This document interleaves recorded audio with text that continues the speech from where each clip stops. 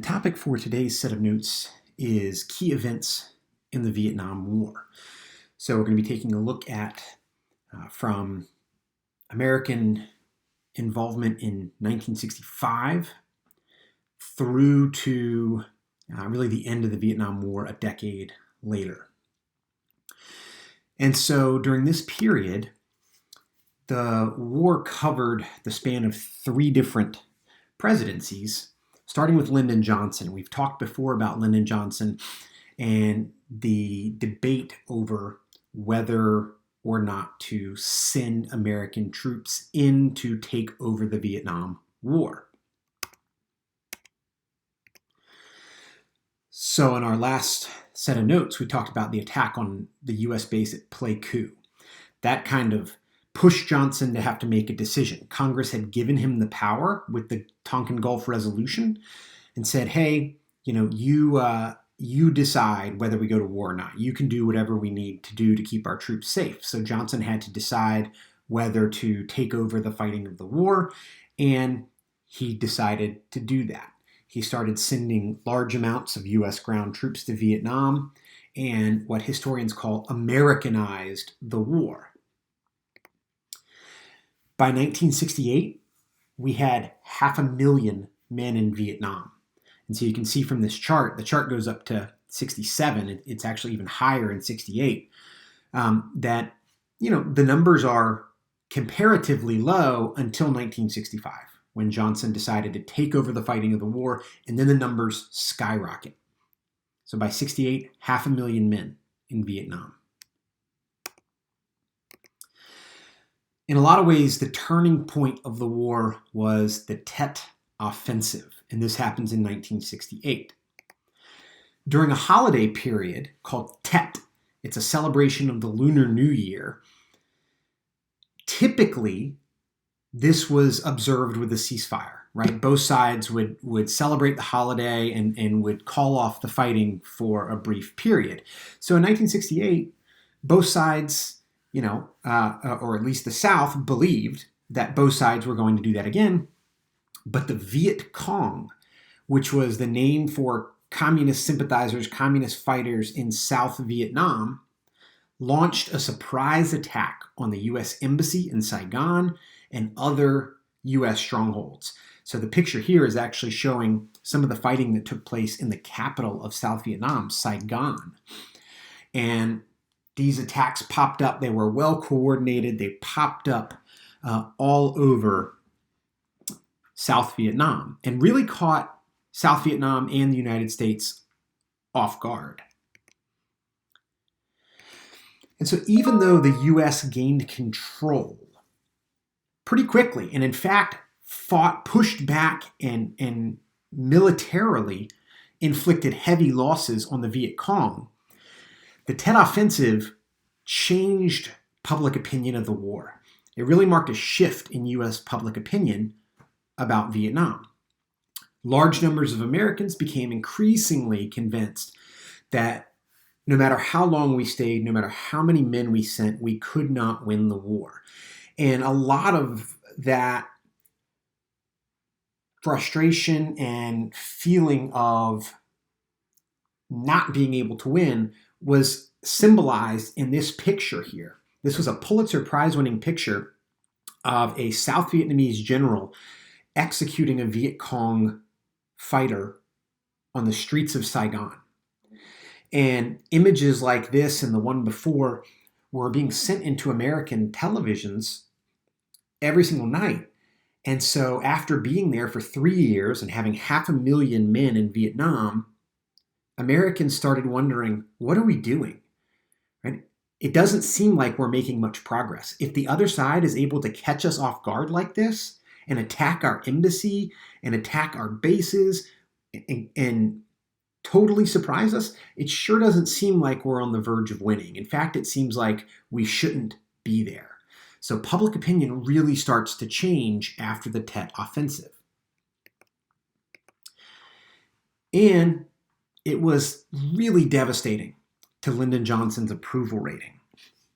You can see from the chart here, the light blue is before Tet, the dark blue is after. So He didn't have great numbers before, but he had really poor numbers afterwards. So in the face of this mounting public opposition to the war, President Johnson made a stunning announcement in 1968 that caught really all of America off guard. So we'll show you that.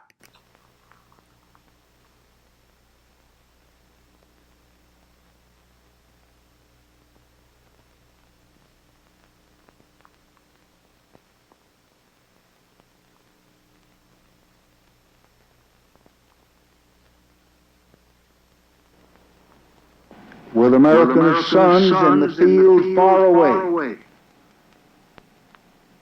with America's future under challenge right here at home, with our hopes and the world's hopes for peace and the balance every day, I do not believe that I should devote an hour or day of my time to any personal partisan causes or to any duties other than the awesome duties of this office, the presidency of your country. Accordingly, I shall not seek, and I will not accept the nomination of my party for another term as your president. So this really caught Americans off guard. Everyone expected that he would run for re-election. He was eligible to run for re-election. And when he decided to not run for re-election, it really threw the 1968 presidential election wide open. And in a close election in 1968, the White House switched parties over to the Republicans, and Richard Nixon became the new president. Now, we'll talk some about Nixon later on in terms of Watergate and all of that. But for now, we'll just focus on Nixon and Vietnam. So Nixon, when he campaigned for president, he campaigned against the war. He said, hey, we need a change of leadership. I'm going to bring this war to a close. So when he became president, he started the process of Vietnamization. So Johnson Americanized the war, took it over, put in American troops. Nixon starts to Vietnamize the war, which means taking U.S. forces out, drawing them back out, and starting to hand over the responsibility for the war back to South Vietnam. The U.S. didn't completely pull out, right? We still had some ground forces there, but it was starting to shift away from large numbers of ground troops and instead increasing our bombing raids. Despite this, Nixon still struggled to close the war up and bring it to an end. He tried several times to negotiate an end to the war, even done in secret with leaders of the North, but the sticking point was that leaders of the North would not agree to share power with the South.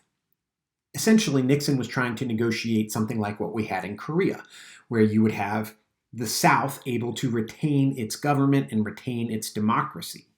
And the leaders of the North wouldn't go along with that, so it kind of broke down. Meanwhile, public opinion continued to grow against the war during the Nixon administration. During Nixon's time in office, there were some key events that continued this shift. One was the My Lai massacre. This was a really awful event where a squad of U.S. troops had gone through a Vietnamese village and basically just massacred everyone there. And so this was largely kept secret from the American public. And then when they found out, images like this were published in American newspapers showing the massacre that U.S. troops had committed, and there was widespread outrage in the United States. There was also the Kent State shootings in 1970, where we've talked about how colleges were a hotbed of protests because, college students were eligible to be drafted once they finished college, and many of them felt strongly that they didn't want to go fight in Vietnam. They didn't feel that the war was just. And so at one of these protests at Kent State in Ohio, the Ohio National Guard was called out and violence broke out on the campus. And several students were shot and killed when the National Guard opened fire. There was also, in 1970, a secret bombing and invasion of Cambodia, right? Who's not even part of the war. It's a neighbor.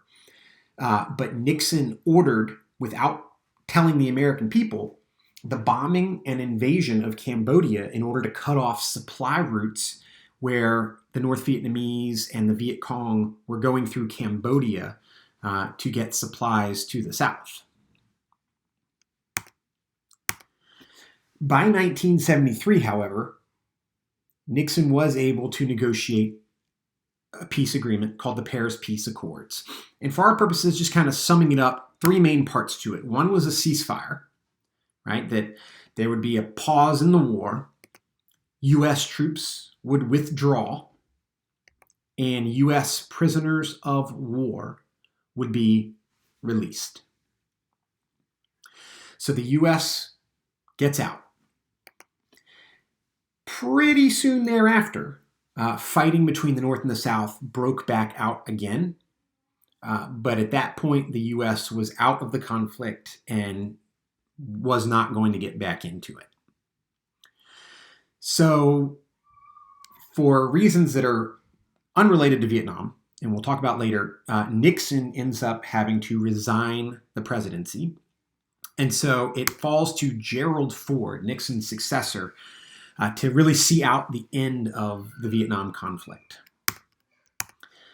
And not a whole lot to really say here, but basically by April of 1975, about a year and a half, 2 years after the U.S. had gotten out, the North defeated the South, right? Communists had taken over all of Vietnam, and the war came to an end. For a lot of Americans, I think they would look back and feel in many ways that the Vietnam War was futile, right? That it was in some ways kind of pointless, that we sent so many men, so many people died, our lives were upended because of injuries and PTSD, things like that. And they saw this frantic scramble. Once it was clear the North was going to take over, the U.S. tried to get all of our people at our embassy, any U.S. citizens who were there working, tried to get them out. And so there was this frantic scramble to get everybody out of Saigon. And there was a mad rush on the American embassy of South Vietnamese people trying to get out, saying, please take us with you. And so images like this came to, I think in a lot of ways, sum up that feeling of frustration about the war in Vietnam. That after all of the time and all of the money and all of the lives that were lost, it came down to us fleeing from the roof of the U.S. Embassy in helicopters, right? And this is a very powerful image. So the last part of the notes for today are just not really, I'm not going to tell you what the lessons are because we still debate those, right? What are the lessons? Instead of saying these are the lessons, I'm just going to throw out some questions and have you guys try to think about those a little bit. So since the war has ended, there's been a lot of questions, a lot of debate over what we should learn. What can we learn? What can we take away from our involvement in Vietnam? So I'm going to throw out 4 questions to think about a little bit. One is, how informed should the public be about what the military is doing? Right? There's times where the military might need secrecy, but there's times in Vietnam where things were kept from the public. And when it became public and people found out about it, a lot of Americans were angry, and that impacted public opinion and public support of the war. Second question, should there be restrictions on the media during periods of war? Right? Vietnam was in a lot of ways really the first televised war, right? Reporters were on the ground, sending home news reports every night, and this was being broadcast into people's living rooms in America. And a lot of politicians and military leaders felt like that turned Americans against the war. So should there be restrictions? Speaking of military leaders, how much of a voice should military leaders have on policy decisions? Should they have a lot of sway? Should they have not as much sway? Right? That's a big debate. Some military leaders in Vietnam felt like politicians were making political decisions about a military conflict, but others felt like the military leaders had too much sway over President Johnson and other leaders. And then finally, to what extent should the United States involve itself in other nations' affairs? Right? Is it our job to get involved in the affairs of other nations? If so, how much? How much is too much? If not, then, what do we do then? Do we never get involved? So these are all hard questions. And so what I want you to do for your response question for this set of notes is take one of these 4 questions here and just jot down your thoughts, your opinions, right? You're not right or wrong. It's an opinion question, but I want you to think about, answering one of them and support your answer. Why do you feel that way? And we'll talk about that at the start of next class.